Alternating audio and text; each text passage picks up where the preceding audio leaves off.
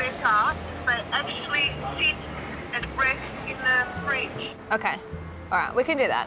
All right, Mum, thank you. Wish me luck. See ya. Bye. Family secret recipes. Now, am I nervous about this one or what? To do this one justice, we can do it. Today, I am doing my Nonna Maria's famous arancini recipe.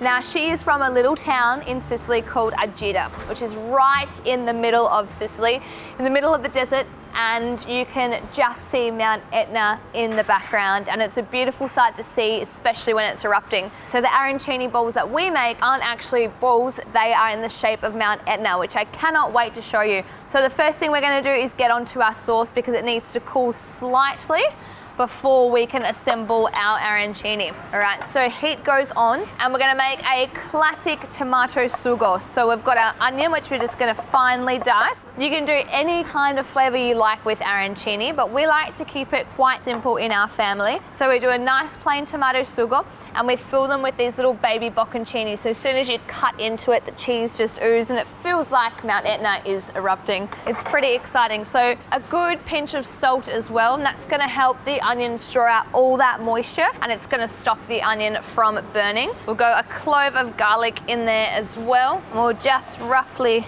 chop this one up.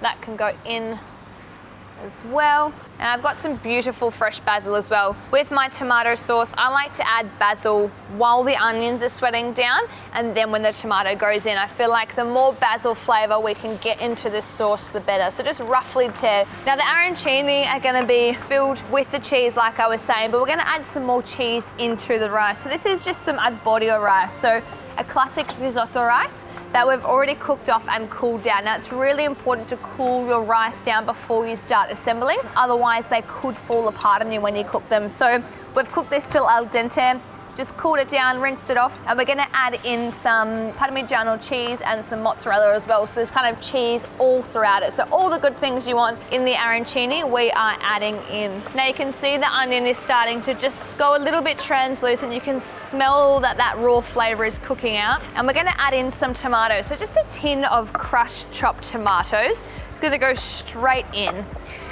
And we don't want this to be too runny, so we want the sauce to be quite thick so it coats all of this rice really, really nicely. So in go our tomatoes. With tin tomatoes, you know, if you can get fresh tomatoes in season, I always say go fresh, but tomatoes aren't in season all year round, and I think the best thing you can have in your pantry is an endless supply of tin tomatoes. So now we're just gonna let our sauce just simmer away for about 10 minutes and you let it really, really reduce, darken in color, thicken, and then we can start to assemble our arancini.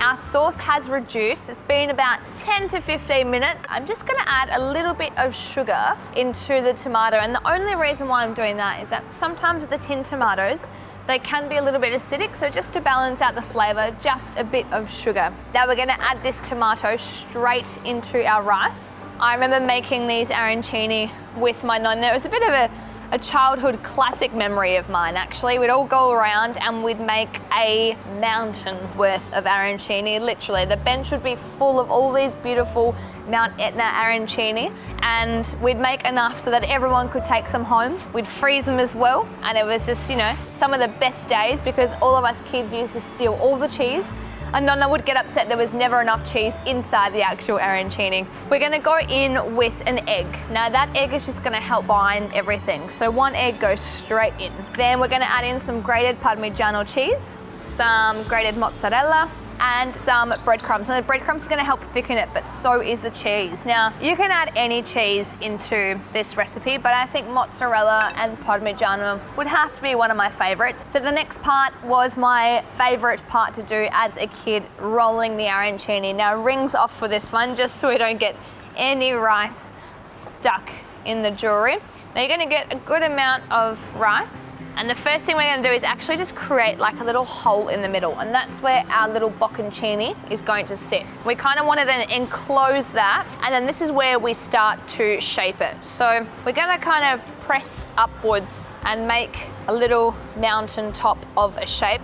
So that there is our little Mount Etna. So we're just gonna then pop it into our breadcrumbs. So we've got some dried breadcrumbs here because we're not actually dipping in egg first. We only want a really thin layer of that crumb. And we'll just get a spoon because this can get really messy, and just gently kind of flick some breadcrumbs all over. Make sure it's coated really, really nicely. And because this is really soft, you just gotta be really gentle to start with.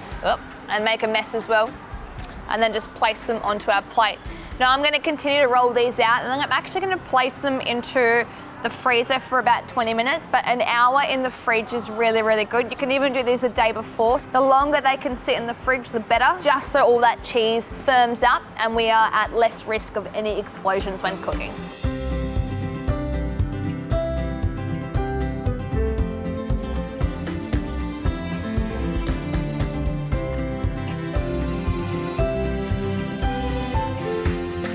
Alrighty, our arancini have been setting in the freezer. Our oil is heating up and I think it is time to fry. So we're gonna gently place these arancini into the oil and fingers crossed they work. I'm so nervous about this. Oh, they're working!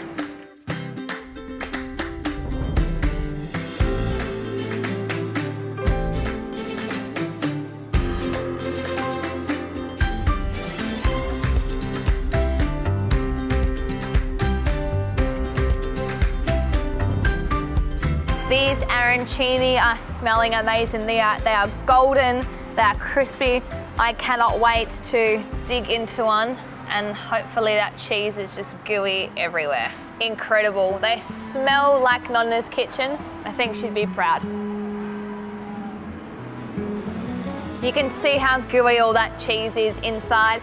You saw how easy this was start to finish. Don't go out and have this, make it at home, get the kids involved. This is one that you must put in your repertoire. Buonissimo.